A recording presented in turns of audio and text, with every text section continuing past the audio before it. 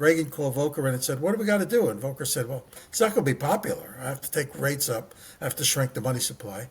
And Reagan said, well, you do what you got to do. I'll take the heat. I'll take the political heat. And I think to a large degree, Trump has said that to Musk. Do what you got to do, and I'll take the heat. Only this time it's not monetary policy, it's fiscal policy. Fiscal policy, yeah. And Musk is taking a meat axe to this. And, we talked, I think I used this term before. Trump seems to be applying a ready, shoot, aim process into his actions.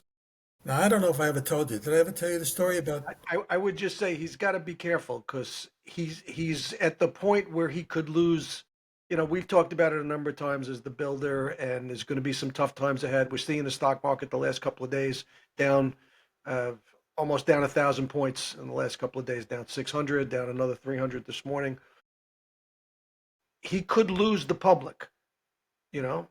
That's my fear. If he loses a couple of key senators, the whole game is off. Everything changes. He's got 2 years to do what he's got to do, till the midterms.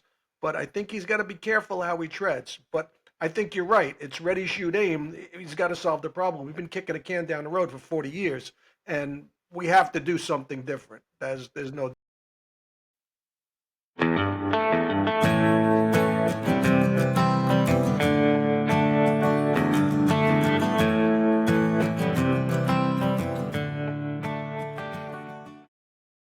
Hey, everybody, welcome back to Markets and Madness. As we like to say, the place where we discuss the madness that occurs when politics, economics, and personalities all move in different directions. Tim and I again this morning. A lot going on, Tim. The first 30 days, people talk about the first 100 days. I think the first 100 hours were crazy in this administration, right? And now we're 30 days in, a lot's going on. We've seen, if you would have a chart what's going on, it would really be a crazy chart. Yeah. What are your thoughts? Well, the more I think about this, I keep flashing back to the Reagan years because that's the last time we saw this big a change. And, we've talked about the difference between fiscal policy and monetary policy. And markets can adjust to anything. They set the price and they adjust to a new paradigm. And our markets, the markets we look at, have lived with this obscene, dysfunctional fiscal policy for years. It's tax, borrow, spend, tax, print, spend, tax, borrow, spend, tax, print. But tax and spend has always been there. So that appears to be changing. And as we got used to that, everybody in the market just got accustomed to the fiscal policy and focused completely on monetary policy. That's this obsession with the Fed. The Fed's doing this, the Fed's doing that. What did the minutes say? Did he leave this word out? And in fact, fiscal policy could be dwarf monetary policy in terms of long-term action. Absolutely, yeah. Monetary policy, you add, you got to subtract later at some point. You subtract, you got to add later. Fiscal policy is just, this is the way we do business. This is how we're ongoing. This is how capital is distributed. It drives all action. So now we're in a position where fiscal policy is actually changing. And I don't think the market has grasped, well, maybe they have, I don't know, it's hard to say. But I think we're in the process of starting to accept that. And any one of these topics is like a giant plastic explosive that could blow the market 15% in one direction or another at a given time. Could be tax policy. It could be, we want to buy this. We want to embark on this. We want to slash. And just like Volker. Talking about that this morning, right? Yeah. Just like Volker for Reagan was a key ingredient because fiscal policy was out of control when Reagan took over, but monetary policy was out of control. What you had was a runaway fiscal policy, and monetary policy accommodated it up until Volker.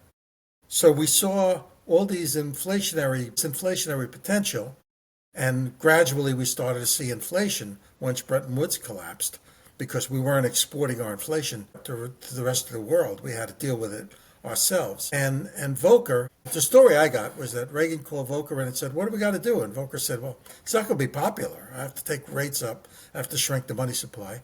And Reagan said, well, you do what you got to do. I'll take the heat. I'll take the political heat. And I think to a large degree, Trump has said that to Musk. Do what you got to do, and I'll take the heat. Only this time it's not monetary policy, it's fiscal policy. Fiscal policy, yeah. And Musk is taking a meat axe to this. And, we talked, I think I used this term before. Trump seems to be applying a ready, shoot, aim process into his actions. Now, I don't know if I ever told you. Did I ever tell you the story about? I would just say he's got to be careful because he's at the point where he could lose. We've talked about it a number of times as the builder, and there's going to be some tough times ahead. We're seeing the stock market the last couple of days down, almost down 1,000 points in the last couple of days, down 600, down another 300 this morning. He could lose the public. That's my fear. If he loses a couple of key senators, the whole game is off. Everything changes. He's got 2 years to do what he's got to do, till the midterms. But I think he's got to be careful how he treads. But I think you're right. It's ready, shoot, aim. He's got to solve the problem. We've been kicking a can down the road for 40 years, and we have to do something different. There's no doubt. 1985, I went to a regional bank as New York City Treasury Manager. And I went up to the head office, which was in Buffalo. And I attended a couple of meetings there, and I was the new guy, so they gave me some deference. And I remember these meetings clearly, and I could still look at the chief auditor and the accountant guys and the bean counters, and they started talking about what they thought should take place before I actually did a trade. And they wanted me to identify certain assets, and I remember saying, look, the markets are not going to wait for us. You're talking about months-long processes, and we have to reposition this bank tomorrow. So I called up my boss, and I said, how do you feel about the market? What do you think of bonds? He said, I think bonds are a little fluffy here. I think they could go down. I said, yeah, I'm negative too. I'm going to go short some 5 years. So I went into the market. I picked up a phone. I called, I think, Cantor Fitzgerald. And I hit a bid for some 5 years, 5 million 5 years, which is not a small position. And then I went into the lady who had her arms around what used to be the operations and what passed as treasury area. And I said, hey, Kay, do we have any tickets? I just sold some 5 years. And she went white. She went completely white. She said, what do you mean you sold 5 years? And I said, well, I hit a bid. I sold 5 million. She said, but we don't own any 5 years. I said, yeah, I know. I sold them short. She said, but we have to deliver them. And I said, yeah, well, we're going to deliver. Where are we going to get them? I said, we're going to borrow them. Where are we going to borrow them? I said, the Treasury issued about 12 billion of them. I'm sure we'll find 5 million somewhere in the street. But I said, Kay, come on, grab a cigarette, go outside, smoke a little bit. She was from North Carolina. She loved the Tar Heels. She goes out, she smokes a cigarette, has a cup of coffee, comes back. I said, okay, here's what's going to happen. We're going to pass this ticket through. Some guy on the 7th floor who's been wearing garters on his sleeves and sitting in an old roll-top desk has never seen anything like this before. He's going to scramble. There's going to be a big panic. You're going to have a meeting, and you're going to figure out how to clear this trade. And then the next time, it's going to be a lot easier when we do it. And I think that's what Trump is doing. It's ready, shoot, aim, readjust, shoot again. And that's the way you get stuff. You move stuff in an environment. Is it dangerous? Yeah, you get problems. He's going to run into problems. And is he going to get grief from senators? Yeah, he's going to get grief. He opens up his mouth and says, I'm going to solve this war in Ukraine. How am I going to do it? Well, they're going to give me minerals. The story I got from that was there's a lot of false information going around. And there was a guy in my meeting yesterday who is plugged into the diplomatic world. He was in the Reagan administration as a key guy. And he said, okay, here's what really happened. Trump said, I want some collateral for the money. And Zelensky said, okay, for any future weapons you give us, we'll give you minerals, rare minerals, rare earth. And Trump said, not for any future stuff, for any stuff we did already. We're going to look back. And that was the argument. And Zelensky got the feeling that Trump was backpedaling, or the story was. Anyway, that seems to be what's the dispute. I think it's deeper than that. I think Zelensky sees that he has no leverage. And whenever Trump talks to Putin, Zelensky feels he's being sold down the river. And maybe he is. It seems to me like the war started primarily, if you had to put your real finger on why the war started because we were going to take Ukraine into NATO. And Putin would not hear of it. That was the red line. And, he said, well, you promised you wouldn't do it, and now you're doing it. And Biden didn't do anything about the troops massing in the border, didn't In take fact, any Kamala steps. went over and made a point. Yeah, She was exactly. at her And encouraged peacekeeping. it, Yeah, that's right. right? She was So trying to keep Putin, so peace. Yeah. Putin said, all right, well, this is it. Push has come to shove. The rubber's hit the road in a very literal sense, and I'm going to start sending troops in and fighting. And that's what he did. So notice when Trump started talking to Putin, the first thing we heard was, hey, Ukraine's not going to be part of NATO. That's a given. That's a non starter for Putin. And automatically Zelensky feels, well, Trump has caved in on me, and there's a guy with no leverage. He wants to fight. He's not going to get weapons. And the EU hasn't raised their defense spending to the extent that they're going to need to if they're going to fight Russia without the US weapons. So where are you? Wait, the guy's caught. And Trump's position is enough people have died. Let's look at reality on the ground and see where it is. And by the way, pay me back for some of this for some of these weapons because you got resources to do it. Anyway, that's what I see. But that's fiscal policy, and that dwarfs monetary policy. Yeah, I agree. My concern is some of these hardliners, Lindsey Graham, some of the other Republicans that have been supporting Ukraine, supporting the funding. If he loses them, if he loses a few House members, it's going to make the next 2 years very tough. Now But I he's think you got, got to find a way to appease them. yeah, and he has so far. It's only been a month. Yeah. Well, yeah, it's hard to say. He has so far. He's been able to walk that tightrope. But What I think where we're going on that, I think he's going to say to Russia, I'm going to lift the oil sanctions and I'm going to put heavy oil sanctions on Iran. So Iran's going to lose global market share, and you, Russia, are going to be the exporter. You're going to replace Iran to some extent as being an exporter, and you're going to be wealthy again, and all will be well. And I think a lot of the guys in the Senate will like that because even though they're warriors with respect to Ukraine, there's no love lost between them and Iran. I'm watching them reshuffle the Middle East. So that's the three-dimensional chess. right. We That's where talked he about it a reaches couple into weeks the. ago. Yeah, yeah. Yeah, I think he's got to walk a fine line. Guys like Graham, like he's got all his cabinet posts, his main cabinet posts in. I think I read somewhere yesterday, 19 for 19.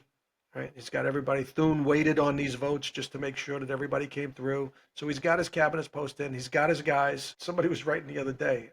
Oh, it was my neighbor in down south who says, "I want him to get all his people because if it does fail, I don't want him to blame somebody and says I didn't have my team." He said, "So and I'm rooting for him." He's going, "I don't like him, but I'm rooting for him." Yeah. But the Democrats, Kash Patel got confirmed, and the Democrats are saying he's just there for revenge and retribution.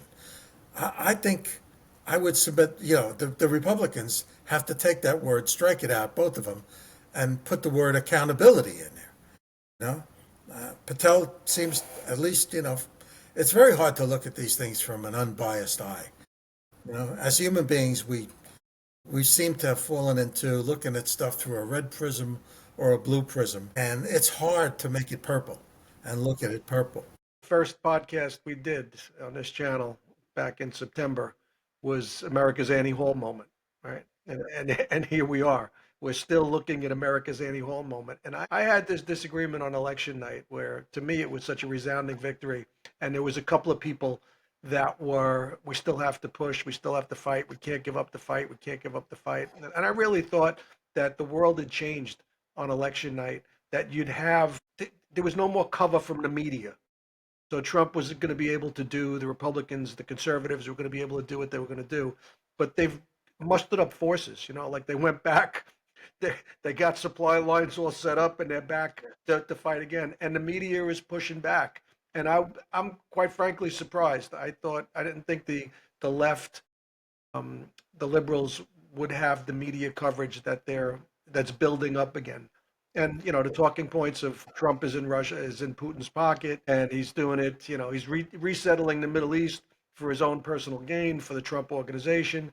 And I don't know if it's right or wrong, but as you say, there's a lot of people that have died over the last, you know, hundreds of years in the Middle East, and certainly the last 4 years in Ukraine and Russia. And it really does have to end. We've got to figure out a way to get these Well, people to the table. if you think the democratic resistance is going to fade away, think again.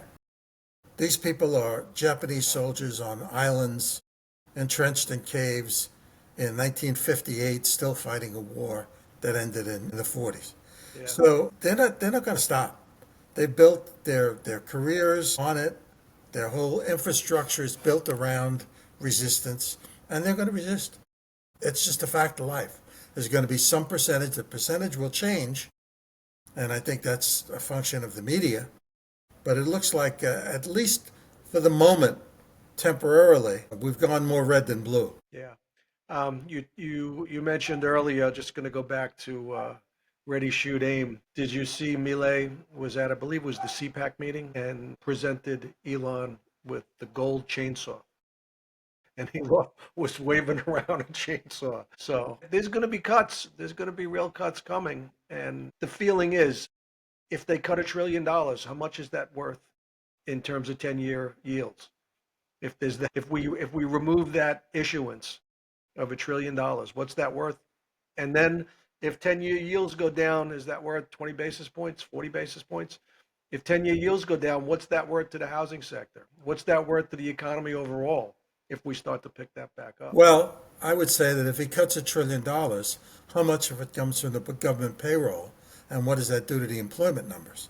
I mean, we've got a lag here.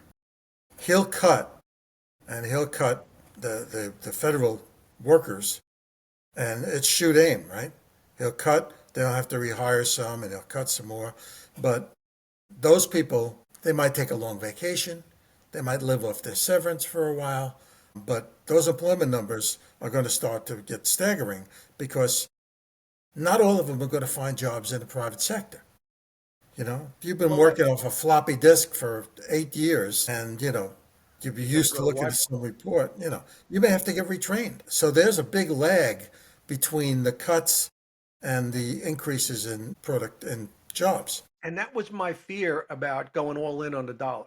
I thought the numbers, I think the next 6 months are going to be negative in terms of what we see economic numbers wise. There's still the potential for future gains. There's still the panacea, the pie in the sky, everything's going to turn out all right. But the next 6 months, if you got a guy sitting at a desk that are looking at the next couple of payroll numbers, looking at the next couple of industrial production numbers, all of these economic factors that we grew up around, GDP numbers, I think they're going to look a lot worse over the next 6 months. And what's that going to do to the dollar? What's that going to do to the equity markets? We're starting to see the equity markets sell off. And this was my fear back in November when we talked about this. Yeah, I can't dispute that. I think we got some tough sledding ahead with respect to what we see. And going back to the Reagan years, that's exactly what we saw. We saw it for a different reason. We saw it because Volker had to shrink money supply and take rates up, and we felt that. But that meat axe had to come, and we had to deal with it.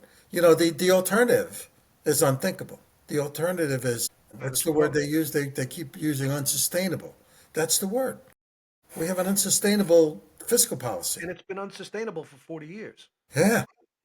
Ever since I've been in the market, we've talked about we can't grow these deficits anymore. We can't grow this debt anymore. We can't grow these budget deficits every year. I remember writing stuff when the debt was $3 trillion. Yeah. Thinking it was unthinkable. And now it's 10 times that. Yeah. Yeah. I guess And 12 times that. it's 12 times that. It's staggering. And we've talked about kicking the can down the road. At some point, there's going to be hell to pay. Well, I think we're in the middle of it. Well, you see, now I got a thought about that. In fact, I made this point yesterday at my meeting. When you're in a business and sales are going bad, things are starting to erode, you can go on. But once cash flow is hit, once you run out of physical cash to pay, to meet payroll and do the things and meet your expenses, then the rubbers hit the road. That's when you feel it. And when the interest on the debt, because the Fed had to take action, inflation got out of hand and the Fed had to raise rates, and all of a sudden we saw this interest on the debt leap from $400 billion a year to $1 trillion a year. Then it became too big to avoid.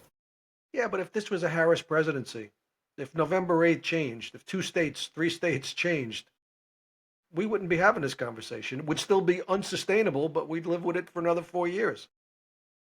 I wonder. I wonder because the issuance would just take these rates to the stratosphere. You know, we got to issue an extra $1 trillion just to meet the interest payments. Then a trillion goes to 2 trillion pretty quickly. These numbers start to move exponentially. So yeah, I mean it's a fair point. We'd certainly be looking at it different. The media would be different. The public would feel better. Jim Acosta would still be sitting at CNN, but we'd feel it. And I think the interest payments is what really sparked the interest. And it happened when the Fed raised rates. And the Fed kept rates negative for a long time and said, no, this is transitory. But it wasn't transitory. It was real and it was biting and it was growing very quickly. Once that stone starts to roll down the hill, it picks up speed. This Fed has been behind the curve on every move. They eased too quickly, they tightened too quickly. Everything they've done has been, no, I'm sorry, not too quickly, but behind the curve. Yeah, They let the markets go. they tightened too late. Yeah. Yeah, tightened too late and they eased too quickly. It has been sad. Just going back to what you said about the Europeans and the war in Ukraine, I've been trying to get some friends from the UK and Europe on just to discuss what Trump 2.0 means to them. I'm going to work on that next week because I think it'd be interesting to see, to get some input. But I'm curious as to how the Germans feel about it. There's a German election coming up, and from what I've read, it seems like it's a conservative is in the lead in Germany. Well, the Ukraine's a bigger deal for them than it is for us. And they're going to have to, the reality is they're going to have to boost their defense budget. They have Yeah, to. Trump is saying, look, you got to do it because I'm not going to do it. I'm not going to fill the gap anymore. you had Starmer saying in the UK that he would put boots on the ground. Yeah, how popular was that in the UK? That's another question I want to ask. I think there's all sorts of problems going on in the UK. Well, I got this overriding image and I can't get out of my head, of Musk being a much shorter Paul Volcker without a cigar. We have a South African Paul Volcker here without a cigar. That's my image Yeah. where we are. And the left is painting him as this guy who's just lining his Oh pockets. my God, Yeah, he's got access to your Social Security number. Imagine.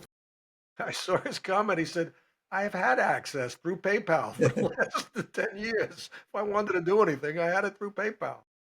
And meanwhile, his son's picking his nose and wiping it on the desk in the Resolute desk. Trump took the desk out and had it cleaned. Did you know that? I did not. Yeah, Oh, Trump is a really? germaphobe, and he went crazy when he saw, but he didn't say anything. He looked at the kid, went back, looked at him.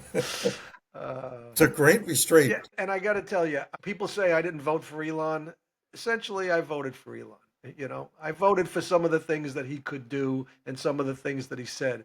But I'm a little, I don't know, I'm not comfortable that he's in the Oval Office on every press conference, that he's all over the place, that he's the guy. JD Vance is taking a backward step.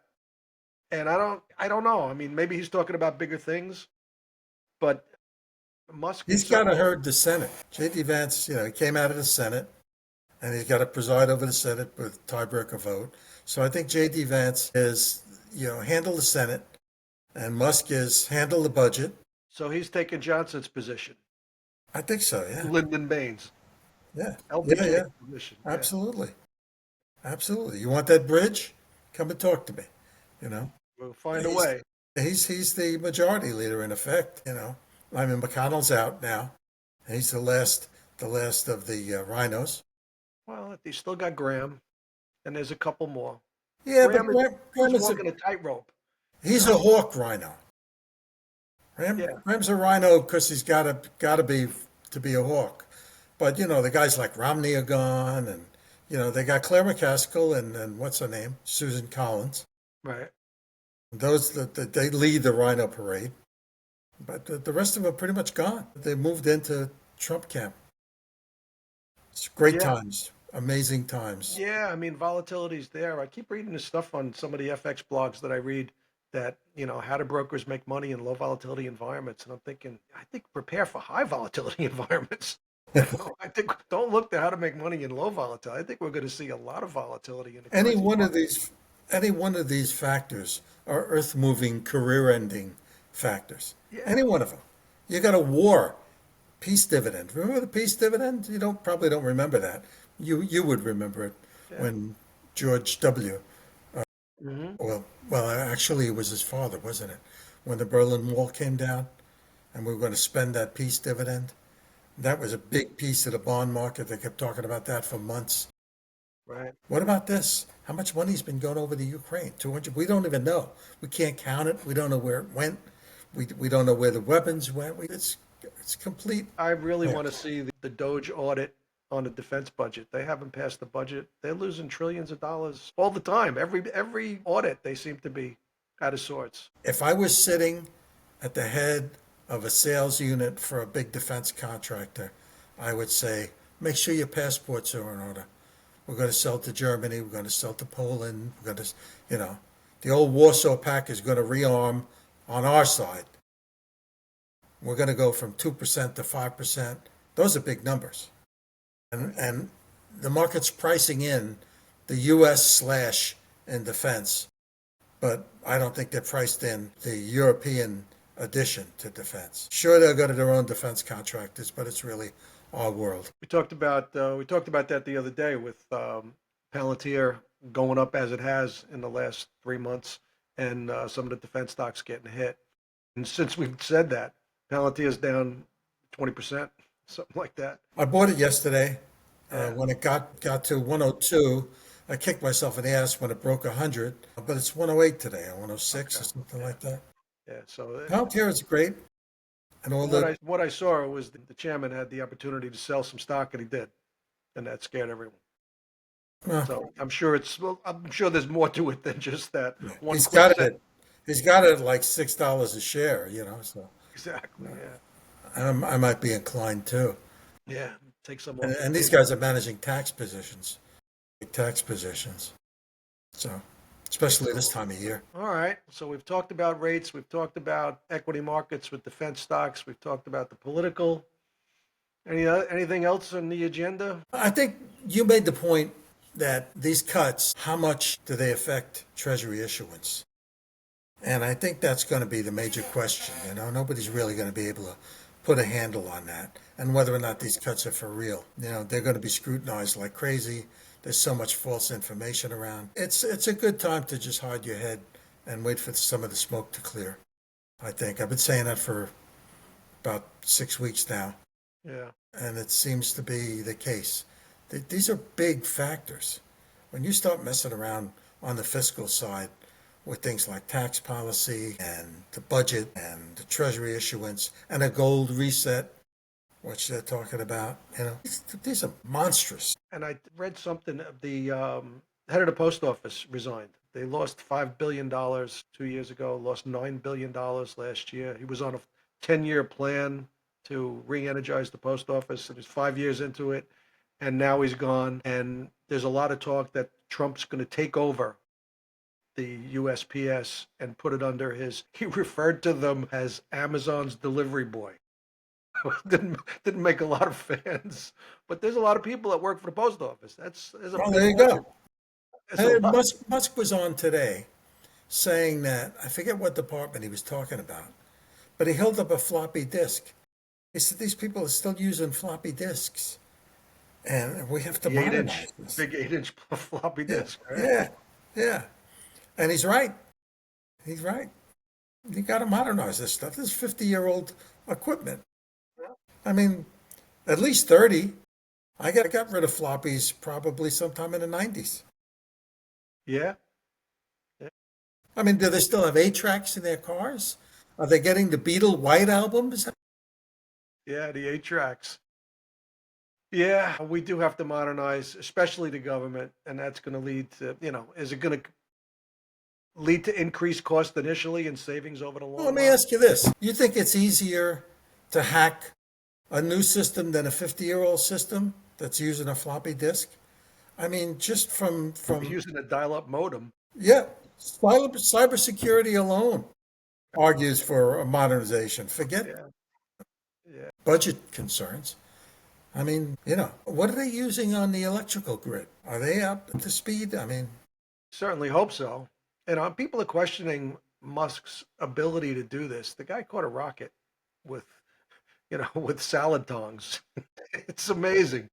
He caught a rocket. He's doing everything he said he was going to do over the last 10 years. We're going to build an electric car. Yeah. I saw a documentary on it. It was like an 8-part documentary on a flight. It was probably a flight to the Middle East, I think.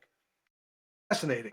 Fascinating. Talk about the boring tunnel, all the different businesses, put his own money in, sold PayPal, was out. He had nothing left, but went out and borrowed his own money to put into Tesla to build it up. And now Tesla's worth whatever it's worth, and Starlink, whatever that's everything he said he was going to do.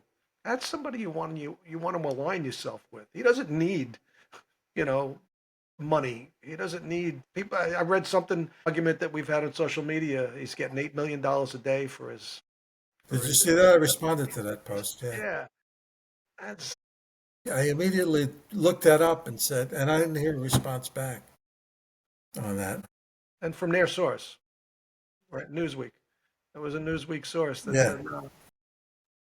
he's not getting paid.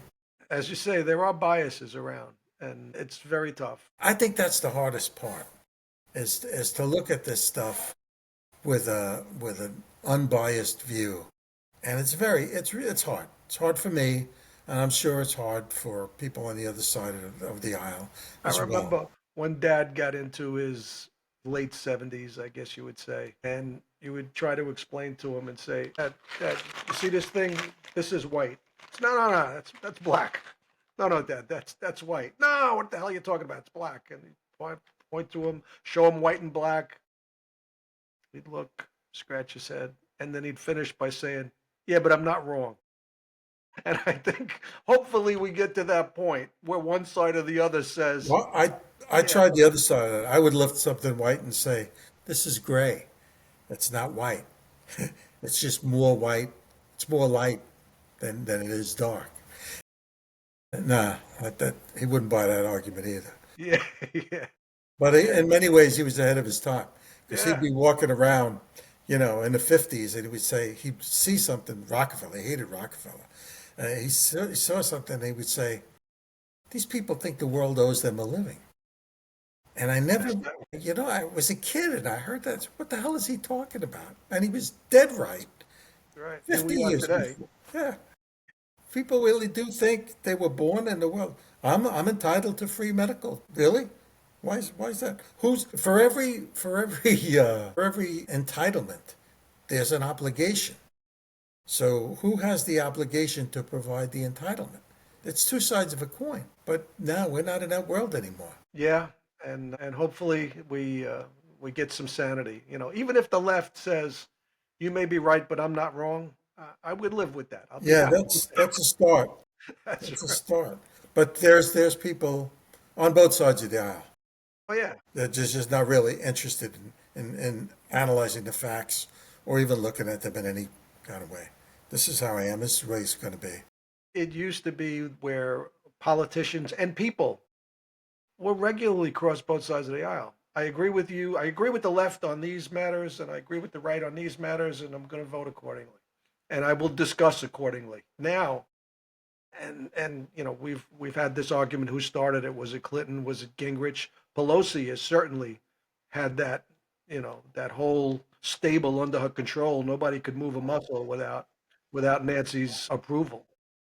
Freddie, there have always been Hatfields and there have always been McCoys. Yeah, And they occupy the right margins and the left margins. And they're not going to go away. The problem is when they start to convince the people in the middle that they're right.